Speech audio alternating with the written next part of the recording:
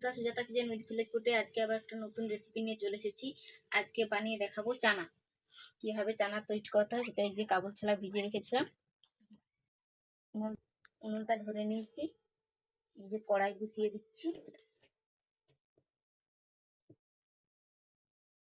দিয়ে দিচ্ছি।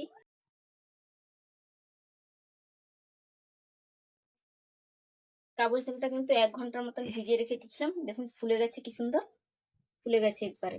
এখন এই যে জল দিয়ে দিচ্ছি কড়ার মধ্যে, সিদ্ধ করে নিচ্ছি।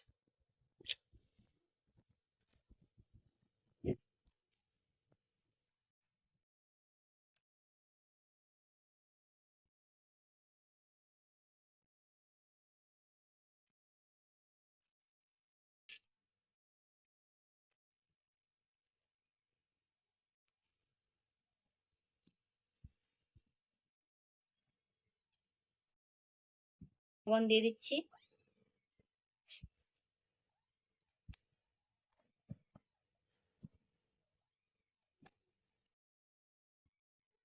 হলুদ একটা ঢাকনা নিয়েছি, ঢাকা দিয়ে ঢাকনাটা খুলে দেখে নিচ্ছি সিদ্ধটা হয়েছে কিনা।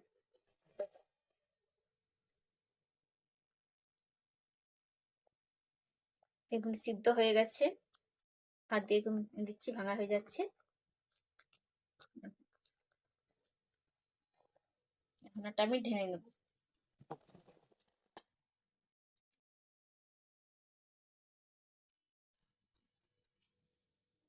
কড়াই পরিষ্কার করে বসিয়েছি, কড়াই তেপে গেছে, কড়াইয়ের মধ্যে সরষের তেল দিয়ে দিচ্ছি।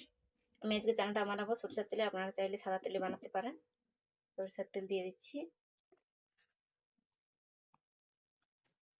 ফোড়নে দিয়ে দিচ্ছি এই যে দারুচিনি, লবঙ্গ আর শুকনো লঙ্কা আর জিরে।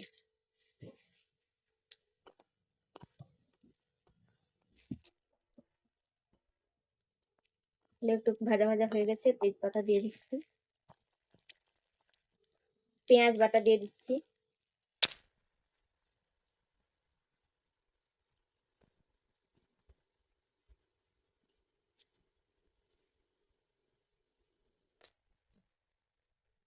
চেরা কাঁচা লঙ্কা দিয়ে দিচ্ছি,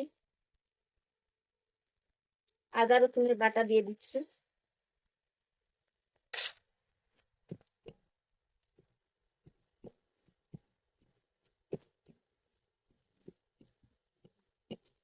হলুদ গুঁড়ি, লঙ্কা গুঁড়ো, অল্প একটু লবণ, একটু জল দিয়ে দিচ্ছি, দিয়ে ভালো করে নেড়ে দিচ্ছি।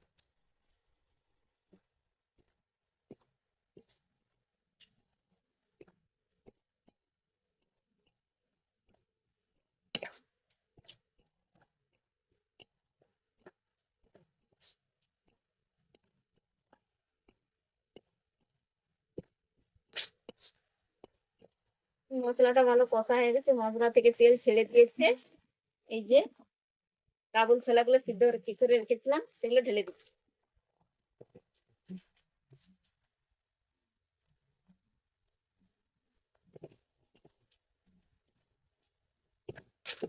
ভালো করে নেড়ে চেড়ে দিচ্ছি।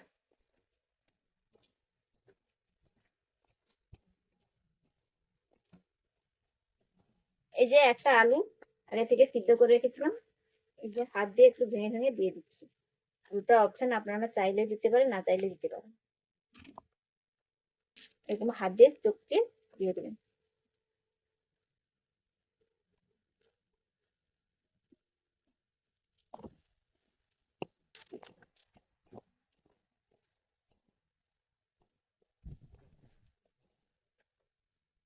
এবার আমি জল দিয়ে দিচ্ছি।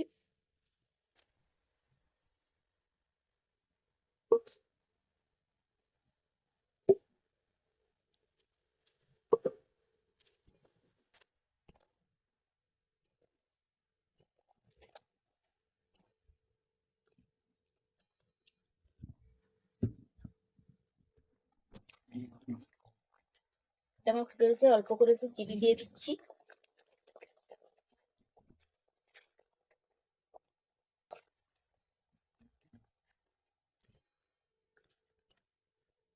আর এই যে টমেটো সস নিয়েছি, এটাও দিয়ে দিচ্ছি।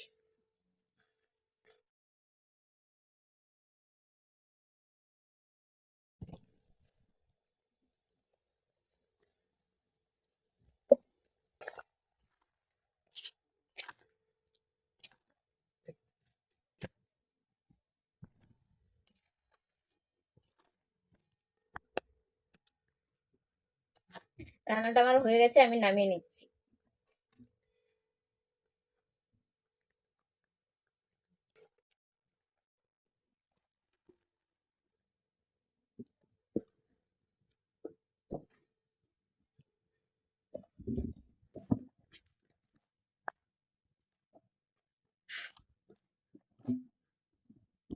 দিচ্ছি এলাচের গুঁড়ো, আর এই যে জিরে আর মৌরি ভেজে গুঁড়িয়ে রেখেছিলাম সেটাও দিয়ে দিচ্ছি।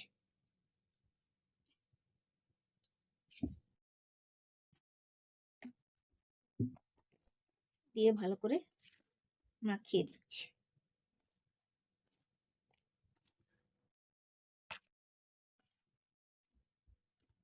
বন্ধুরা, আজকে আমি যেভাবে ঘরোয়া পদ্ধতিতে চানা মশলাটা বানিয়েছি, আপনারাও বাড়িতে ওভাবে চানাটা বানিয়ে খেয়ে বলবেন কেমন হয়েছে।